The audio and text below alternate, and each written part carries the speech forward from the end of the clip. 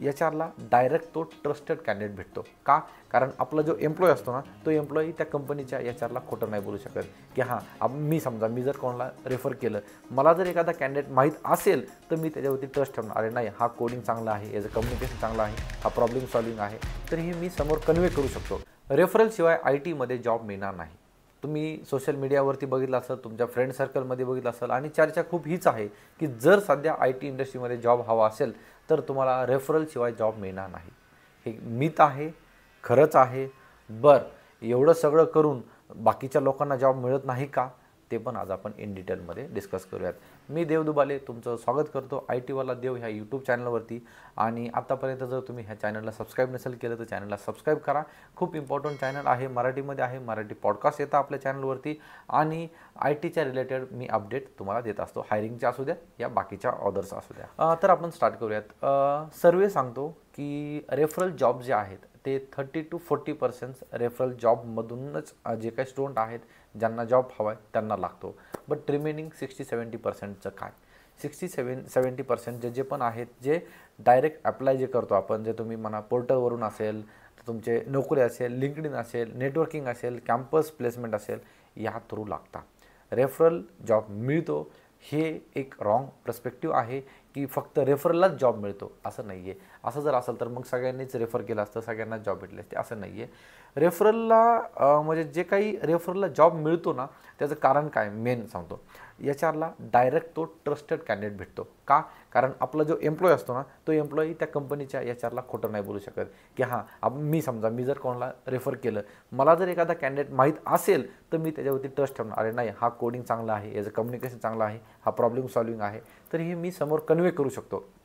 Direct जो काही technical manager आहे त्याला तो रिझ्युमे डायरेक्टली जातो, तो गो थ्रू करून डायरेक्टली तुमचा इंटरव्ह्यू शेड्यूल होऊ शकतो. तर ही प्रोसेस आहे ना, ही प्रोसेस फास्ट होते.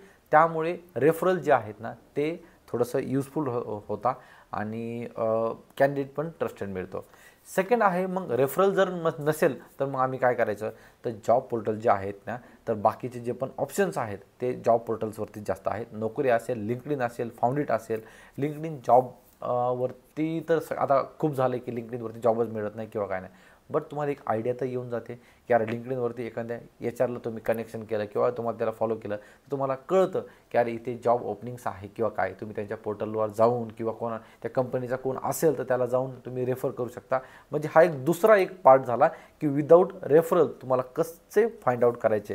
कंपनीचं करिअर पोर्टल असेल, तुम्ही इन्फोसिस बघा, TCS बघा, ॲक्सेंचर बघा, मोठ्या मोठ्या कंपनीजला तुम्ही जाऊन बघा, त्यांचे करिअर पोर्टल असते, तिथे ओपनिंग्स ते अपडेट करत राहतात, टाकत राहतात आणि तुम्ही तिथं डायरेक्टली अप्लाय पण करू शकता. त्यांच्या डेटाबेसला तो रिझ्युमे सेव्ह असतो. त्यानंतर ऑफ कॅम्पस ड्राईव्ज असतात, सॅटर्डे संडे मेनली खूप ड्राईव्ह असतात. तुमचे गिट लिंक समजा लिंक्डइनवरती जर तुम्ही असा तुमचे गिटच्या रिलेटेड तुम्ही काही शेअर करू शकता. लिंक्डइनवरती तुम्ही हवे त्या पोस्ट वगैरे करू शकता. तुम्हाला तुमचं जे काही प्रोफाईल आहे ती हायलाईट करू शकता. हां, यामध्ये दोन गोष्टी आहेत. एक आहे, जर तुम्ही रेफरल असेल तर तुम्ही डायरेक्टली तुम्ही त्या कंपनीला टच करू शकता किंवा तुम्ही त्या कंपनीबरोबर इंटरॅक्ट करू शकता आणि तुमचा इंटरव्ह्यू शेड्यूल होऊ शकतो. दुसरा जो वे आहे ते तुम्हाला थोडीशी मेहनत करावं लागेल. बट तुम्हाला असं नाही की तुम्हाला जॉब मिळणार नाही, की तुम्हाला कॉल येणार नाही. परफेक्ट प्लॅन करा. ब्लाइंडली कुठेही अप्लाय करू नका. आपल्याला एखाद्या कंपनीमध्ये अप्लाय करायचं तर त्याची एक प्रोसेस बघा.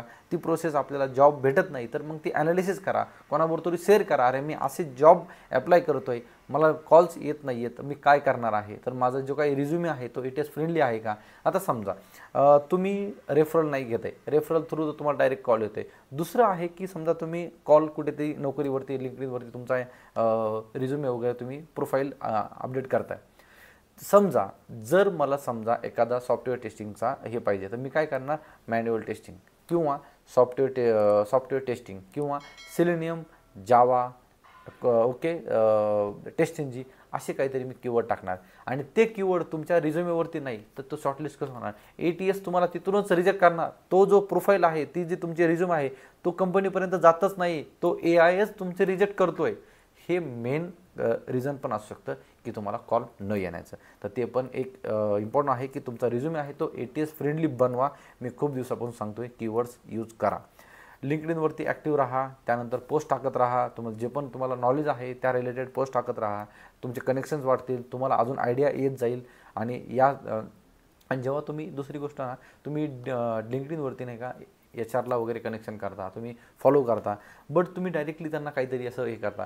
तर जर ओपनिंग असेल ना, त्या ओपनिंगचं टायटल घ्या, I saw this opening and attaching my profile, त्यानंतर रिझ्यूम अपडेट करा, प्रॉपर त्यांना पोलाइटली DM करा. असं काही पण करू नका. तुम्ही डायरेक्टली कधी कधी मेसेज करता, hi there are is there any opening for this, हे ते. त्यांना काय माहिती की तुम्हाला कोणती ओपनिंग पाहिजे किंवा काय ओपनिंग. जी पोझिशन तुम्ही बघितली आहे ती पोझिशन पेस्ट करा, हे मी अटॅच केलं आहे, look forward this, I am interested for this profile वगैरे वगैरे तुम्ही मेन्शन करून तिथे अप्लाय करू शकता. तर हे एकदम व्यवस्थित हे करा. त्यानंतर तुमचे प्रोजेक्ट्स असेल, सर्टिफिकेशन असेल, हे फक्त टोटल रेडी करा.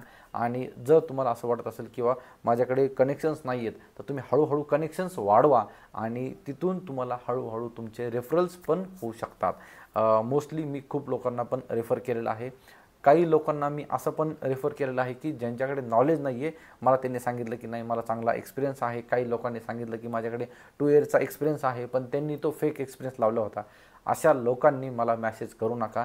मी ऑलरेडी खूप लोकांना सांगितलेलं आहे की मला असं काय असेल तर मी या गोष्टीला सपोर्ट करत नाही. ना मी फेक एक्सपिरियन्सला सपोर्ट करतो, ना मी बॅकडोअरला सपोर्ट करतो, ना मी कुठल्याही ॲडजस्टमेंटला मी सपोर्ट करतो. तुमच्याकडे स्टडी असेल, मी स्किलवरती फोकस करतो. तुम्ही जर तिथे कुठे कमी पडत असाल तर मी तुम्हाला नक्कीच तिथे गाईड करेन. बट असे मी तुम्हाला नॉलेज नाही आहे आणि मी असं रेफर कोणाला करणार नाही आहे. पाठीमागे पण मी एक इंस्टाग्रामला रील टाकली होती. त्याच दिवशी माझ्या खूप जवळचा एक मित्राचा तो एक कॅन्डिडेट होता कोणत्या जवळ, त्याला मी रेफर केलं. ओपनिंग एकच होती, बट तिथे कम्युनिकेशन एकदम 0 होतं. त्या कम्युनिकेशनमुळे तो झाला. सो रेफर देताना पण तुम्ही पण असं बघा की यार तुम्हाला रेफर करायचं आहे तुम्हाला, तर तुम्ही स्ट्रॉंग आहात का, सगळे पॉईंट्स तुम्ही कवर केलेले आहेत का, एक जॉब रेडी आहात का तुम्ही. समोरच्याला पण तुम्हाला अप्लाय करायचं असतंय, पण समोरच्याचा असं नका करू की यार समोरचा आपल्याला रेफरल देतोय म्हणून आपल्याला काही येत नाही किंवा काही नाही, आपण डायरेक्टली म्हणतो की हां माझा रिझ्यूम घे आणि मला रेफर कर. तर त्या पण गोष्टी होता. रेफरलला 100% जॉब मिळतो. बट मी ज्या गोष्टी आता मेन्शन केल्या त्या गोष्टी, आणि जर तुमच्याकडे रेफरल नसेल तर तुम्हाला एक प्रॉपर प्लॅन करावं लागेल. तुम्हाला IT मध्ये जॉब पाहिजे असेल तर थोडीशी मेहनत जास्त करावं लागेल रेफरलपेक्षा, पण तुम्हाला जॉब मिळतोच. असं नका करू की यार मला कॉल्स येत नाही म्हणून मी स्टडी थांबवतोय किंवा काय. स्टडी करत राहा. एक वेळ असा येईल ना की तुम्हाला कॉल येईल आणि तेव्हा तुमचा स्टडी नसेल. सो अप टू डेट राहा, काही ना काहीतरी करत राहा, स्वतःचा प्रोजेक्ट करत राहा, ॲप्लिकेशन करत राहा, वेबसाईट करत राहा, काही ना काहीतरी करत राहा. अप टू डेट राहा फक्त. ओके. ChatGPTचा जेवढा होईल तेवढा यूज करायचा शिका. AI तुम्हाला इन्व्हॉल्वमेंट करा. म्हणजे हर एक गोष्टीमध्ये तुम्हाला अप टू डेट राहावं लागेल.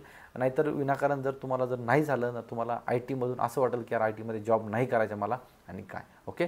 सो येस, फायनली हेच सांगेल मी, रेफरलनी जॉब मिळतो, पण असं नाही आहे की रेफरल नसेल तर तुम्हाला जॉब मिळणार नाही. तुमच्या स्किल आणि तुमच्या हिमतीवर तुम्ही जॉब मिळू शकता जर तुम्ही हार्डवर्क केलं तर. ओके. हा व्हिडिओ कसा वाटला मला नक्कीच कमेंटमध्ये सांगा. व्हिडिओ आवडला असेल तर नक्की लाईक करा. तुमचं एक लाईक मला मोटिवेट करतं. आणि तुमच्या फ्रेंड्सबरोबर हा व्हिडिओ नक्की शेअर करा, त्यांना पण हा व्हिडिओ आवडेल. Okay. Thanks for watching. Till then, bye bye.